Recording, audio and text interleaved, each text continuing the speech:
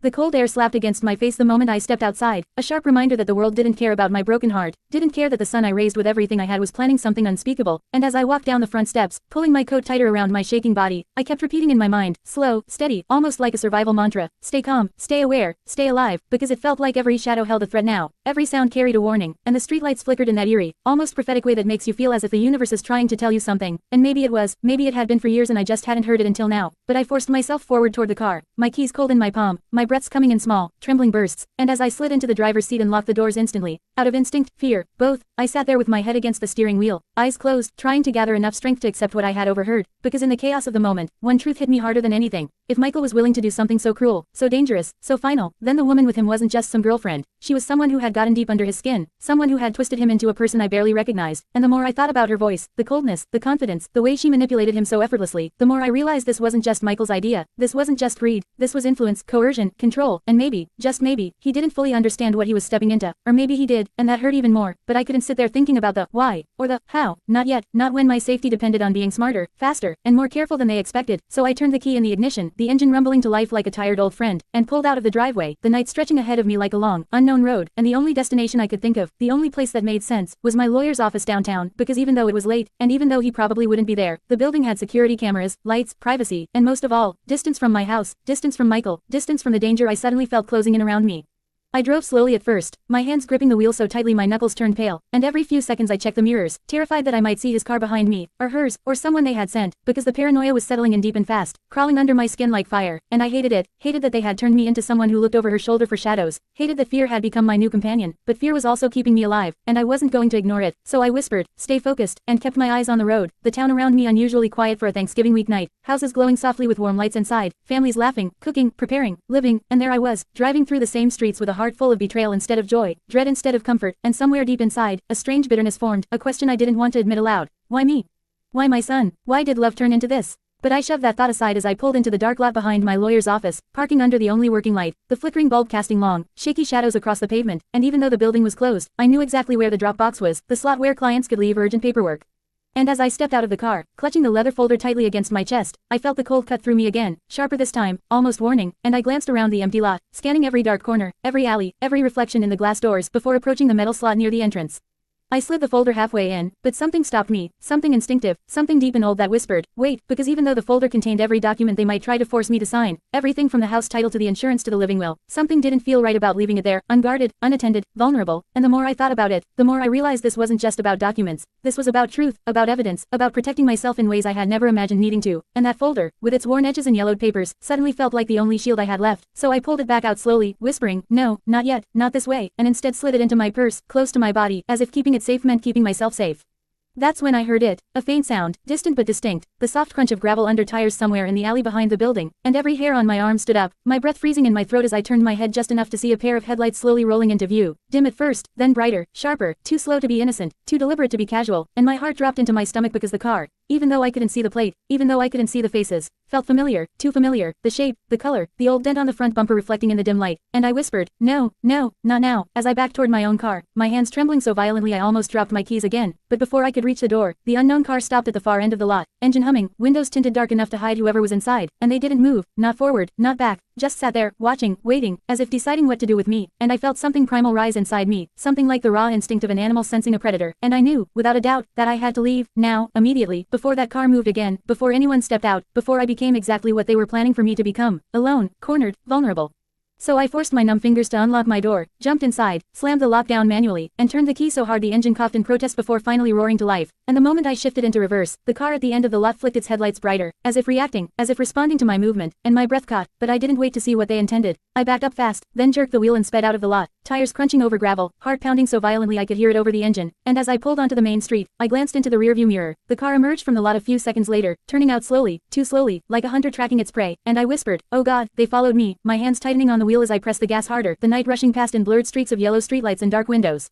I drove aimlessly at first, taking random turns, doubling back, circling blocks, anything to confuse whoever was behind me, and for a while, it worked. Every time I turned, they turned a few seconds later, always a little behind, always slow, always quiet, like they wanted me to know they were there but didn't want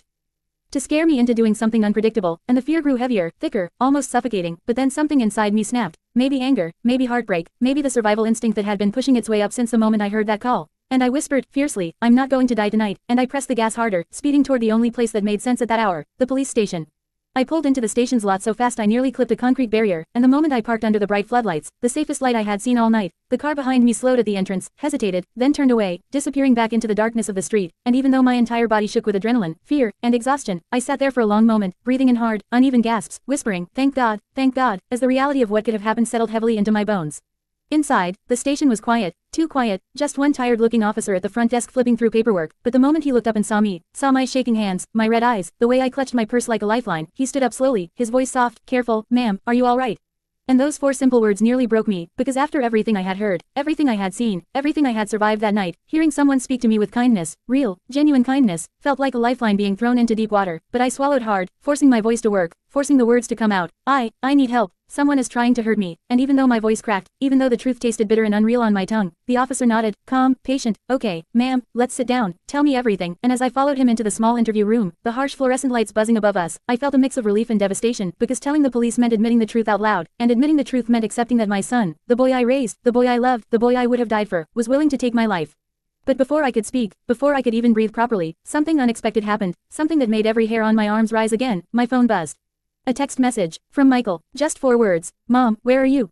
And when I read it, something inside me froze, not fear this time, but realization, that he didn't know I had overheard the call, didn't know his plan had been exposed, didn't know I had spent the last hour running for my life. And the most terrifying part, the text wasn't worried, it wasn't caring, it wasn't loving, it was suspicious, cautious, calculated, like he was tracking me, like he needed to know if I was still alone, still vulnerable, still part of the plan. And I sat there, the police officer waiting patiently across the table, my phone glowing coldly in my palm, my heart pounding as I whispered the truth to myself for the first time, he's watching me. The phone vibrated in my hand again, a second text popping up beneath the first one as if my silence was already raising suspicion, already shifting something in his mind, and the screen glowed with a message that made my stomach twist so violently I had to grip the edge of the metal table just to stay upright. Mom, I'm coming over, and for a moment it felt like every sound in the police station faded into a distant echo, the buzzing lights, the muffled conversations in the hallway, the faint tapping of a keyboard somewhere behind the glass window, everything dissolving under the weight of those 4 words because they weren't a gesture of concern.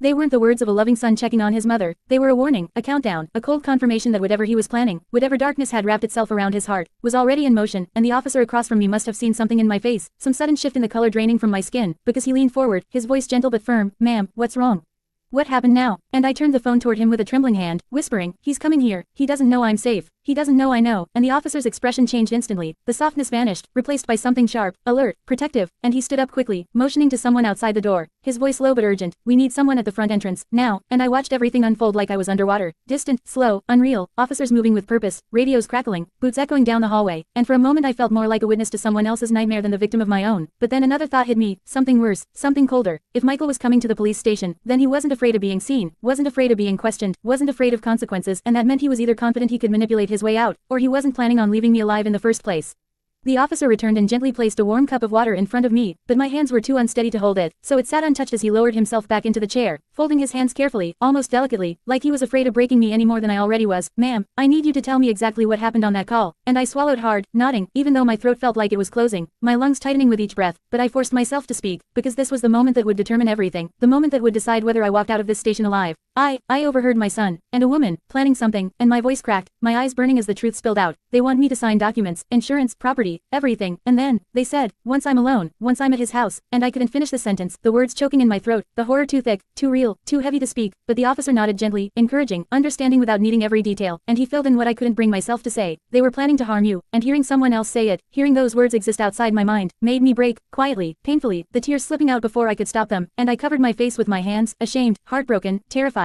whispering through my fingers, my own son, my baby, how could this happen? The officer let me cry, didn't interrupt, didn't rush, didn't judge, just waited, steady and patient, until my breathing calmed enough for me to lower my hands again, wiping my cheeks with the sleeve of my coat, and he spoke softly, Ma'am, you're not alone now, you're safe here, and we're going to help you, but even safety felt fragile, temporary, because at that exact moment, the automatic doors at the front of the station slid open with a loud mechanical hiss that cut straight through my chest, and I froze, breath caught halfway in my lungs, as footsteps echoed across the floor outside the room, slow, measured, familiar, and then his voice, Michael's voice, floated faintly through the hallway, I'm looking for my mother, and something inside me shattered, not from fear alone, not from betrayal alone, but from the deep, agonizing ache of recognizing the voice of your own child and knowing he didn't come to protect you, he came to finish what he started. The officer immediately stood up and stepped outside the room, closing the door behind him but leaving a small gap, just enough for me to hear what was happening, just enough for my heart to throb painfully against my ribs as the officer greeted him, Sir, this is the police station, how can we help you tonight? And Michael responded with a tone so smooth, so controlled, so heartbreakingly familiar that for a split second I almost believed I had imagined everything. My mom's missing, I'm worried about her, she wasn't home and she's not answering me, and his voice trembled perfectly, his performance flawless, and the officer replied calmly, your mother is here, and Michael let out a soft sigh, not of relief, but frustration, and asked, can I see her?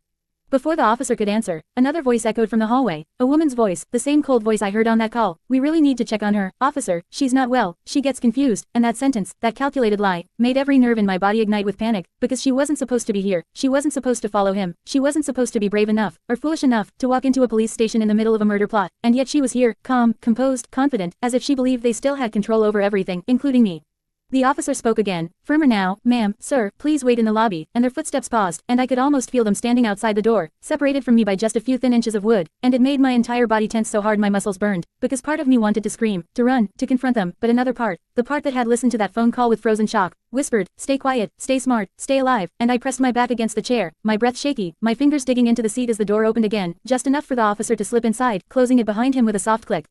He knelt beside me, lowering his voice to a whisper, they're here, but don't panic, we won't let them near you, and he reached into his pocket, sliding a small recorder onto the table. Before we proceed, I need you to repeat what happened, we need it on record in case this escalates, and I nodded, wiping fresh tears, steadying my breath, and spoke, voice trembling, my son forgot to hang up his phone, and I heard him planning to get rid of me for money, and the officer's jaw tightened as he pressed the recorder off, then stood and walked to the door. What happened next felt like the thinning moment between lightning and thunder, the tension so thick it could choke, the silence stretched so tight it was ready to snap, and then the door opened again, but this time, it wasn't the officer stepping inside. It was Michael, my son, standing in the doorway, face pale, eyes sharp, breathing fast, as if he hadn't expected to see me but was now trying to spin something, anything, to get control back, and behind him, the woman lingered, her eyes scanning me like I was a piece of property she was appraising, not a human being, not a mother, not a person whose life she had been planning to steal. The officer immediately stepped between us, but Michael lifted his hand slightly, voice soft, wounded, rehearsed, Mom, what's going on? Why are you here? Why didn't you answer me? And the emotion in his voice, fake or real, cut into me so deeply I had to grip the table again just to stay steady, but I lifted my chin, meeting his eyes, searching for the boy I once knew. The boy who used to hug me tightly after nightmares, the boy who used to cry on the first day of school, the boy who used to bring me hand-drawn cards on my birthday, but he wasn't there, not in his eyes, not in his stance, not in the tension pulsing through his jaw, and for the first time in my life, I wasn't looking at my son. I was looking at a stranger. A dangerous one. The officer spoke firmly, sir, please step back, but Michael's gaze stayed locked on me, desperate and angry all at once. Mom, whatever you think you heard, it wasn't what it sounded like, she's been under a lot of stress. He gestured to the woman, we were planning something good, something for you, and the woman stepped forward, adding with a soft, poisonous smile, we love you, we would never hurt you. Those words, we love you, felt like claws dragging across my heart, because I had heard the truth, the real truth, the truth they never meant for me to know, and I stood up slowly, my voice trembling but stronger than it had been all night. I heard everything, and for the first time since they walked into the station, their expressions faltered, hers cracked with surprise, his tightened with fear, and I continued, every word, every plan, every lie, and the room fell silent, unbearably silent, and then Michael took a single step toward me, low, calm, almost threatening in its softness. Mom, you don't want to do this, but the officer immediately blocked him, hand on his holster, warning, step back or you'll be removed. And that was the moment it happened, the moment the truth could no longer be hidden, when the woman grabbed Michael's arm and hissed under her breath, thinking I couldn't hear, she ruined everything, we should have done it earlier, and the officer's eyes widened, his radio crackling alive as he called for backup, voices rising in the hallway, the station suddenly erupting in movement, and before Michael could speak again, before he could spin another lie, before he could reach for me, two officers stepped in, taking him by the arms, restraining him as he shouted, Mom! Mom, don't do this! You're overreacting, and the woman lunged forward, screaming, let him go! She's lying, but she was pulled back too, handcuffed as she fought, her voice sharp, wild, furious, you stupid old woman. You ruined everything, and I stood there, frozen, tears streaming silently down my face as my son, the child I raised, the child I loved, the child I would have died for, was dragged away shouting my name, his voice echoing through the station like the sound of breaking glass, sharp, painful, unforgettable. The officer returned to me once the chaos settled, his voice gentle again, you're safe now, it's over, but he didn't understand, it wasn't over, not really, because the wound wasn't just fear, it was betrayal, deep, raw, unforgettable betrayal, and as I sat back down slowly, my hands shaking, I whispered, why did he do this? And the officer rested a hand on the table, answering softly, greed changes people, manipulation changes people, love doesn't always protect them from darkness, and I nodded, staring at the cup of water I never drank, watching the reflection of the fluorescent lights tremble across the surface like the last hour of my life. Later, when the statements were taken, when the recordings were sealed, when the forms were filed, when the woman was taken to county jail and Michael was escorted to a separate holding cell, I was offered a ride home by an officer, but I shook my head softly, whispering, not yet, I can't go back there yet, because the house I once decorated with warm lights and cinnamon candles no longer felt like a home, it felt like the place where everything began to break, the place where my heart learned its worst truth. So I sat in the lobby of the police station for a long time, wrapped in a thin blanket they gave me, staring at the quiet door where my son had disappeared moments earlier, and I whispered to myself, slow, aching, broken, I love you, Michael, I love you so much, and even though my heart felt like shattered glass inside my chest, even though the betrayal felt like a wound too deep to ever fully heal, I also felt something else slowly rising inside me, something faint, fragile, but real, strength. Not loud strength, not the kind that roars, but a quiet strength, the kind born from survival, from truth, from choosing to live even when the person you love most chooses otherwise, and I realized that tonight, I didn't just save my life. I saved whatever was left of my future. Whatever was left of me. And as the first hint of morning light crept through the glass doors of the station, painting soft gold streaks across the floor, I closed my eyes, breathed in slowly, and whispered to myself, "You're going